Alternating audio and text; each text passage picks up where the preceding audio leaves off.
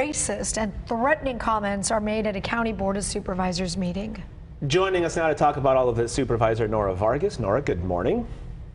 Good morning. I'd want to ask just simply by saying what you guys were discussing yesterday. I know it had to do with a mandate, this and that, but when you step into these meetings and you know these topics are so hotly contested in the at what point do you expect certain things to be said and certain things not to be said? Yesterday was a little bit over the top, and you kind of reacted.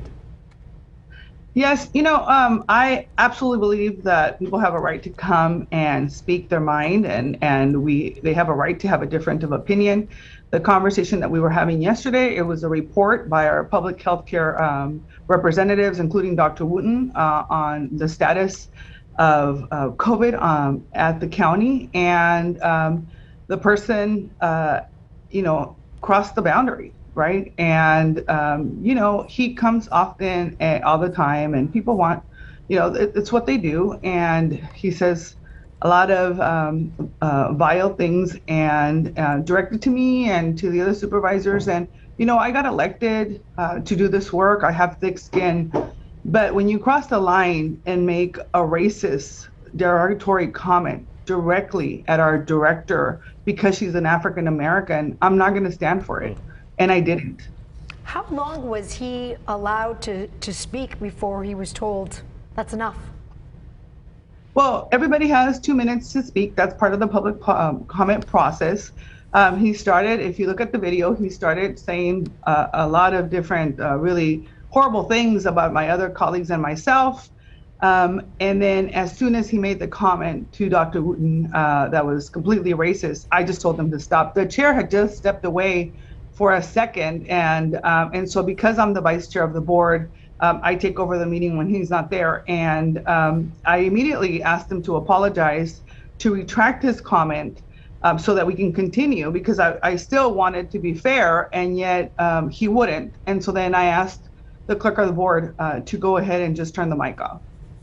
You mentioned this person is a regular, and city council meetings and county meetings, they all have the regular folks that we all know as reporters, that we've seen these folks. But in terms of the rules and the limits over what you can and can't say, what are those rules, aside from the 2-minute limit? But in terms of what you can say, but at what point do you draw the line at threats, for example, some of the hanging off trees comments that were made? At what point do you guys say these are threats?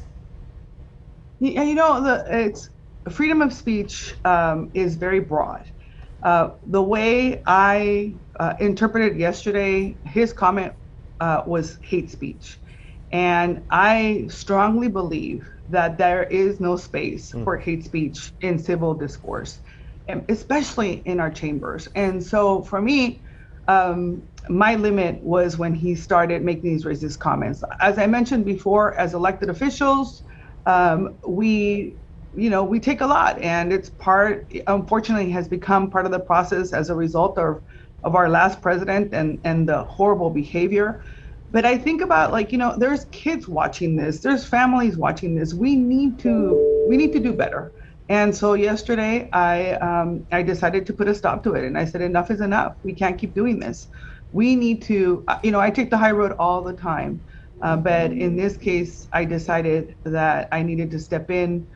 Particularly because I really believe that when you see racism happen in front of you and you just sit back and not do anything about it, you are also complicit. And we can't let this continue to happen. Supervisor Vargas, I'm curious to know your opinion, whether it's at a meeting like this or overall. We see it a lot on social media as well. Do you feel like things have just changed? The temperature has changed. It's becoming worse over time, that as Raul was just mentioning, we've been to many of these meetings and we see those regulars come in, they're usually extremely heated. But what is going on that we're crossing that boundary and the line that we would be talking about this the next morning on the news? Yeah, I really believe that based on the discourse that our former president really exuded, I think people begin to think that this is okay. And because so many of us want to support democracy, we want to make sure that people have an opportunity to speak. We understand that freedom of speech is so important for our communities and for people to voice their opinions. And so there's a fine line. But I do believe that I think that all of us have a responsibility that when we start seeing hate speech and degrading behavior, particularly on our county staff that work so hard, and because of protocol, they can't say anything, right? There's rules that have been created that don't allow us to engage with the public when people are making comments on items. And so I think some of these rules are a little bit archaic, and they're really impacting civil discourse, in my opinion. Nora Vargas, we could probably talk about this for a while. I was just, before we let you go, any consequences in terms of any aspect of this that was a threat perhaps, or hate speech? Will there be consequences for this individual? I will tell you, we get a lot of threats. We are following up. Our legal counsel is reviewing this information, and I'm working closely with our statewide county association to begin to change some of the rules statewide so that these vile behaviors cannot continue to happen in our chambers. We welcome people. We want people to give different opinions. I don't expect everybody to agree with everything I do or say. That's what democracy is about. But it's not okay to be racist and to be, horrible to people. Nora Vargas, we thank you for your time, always. Thank you.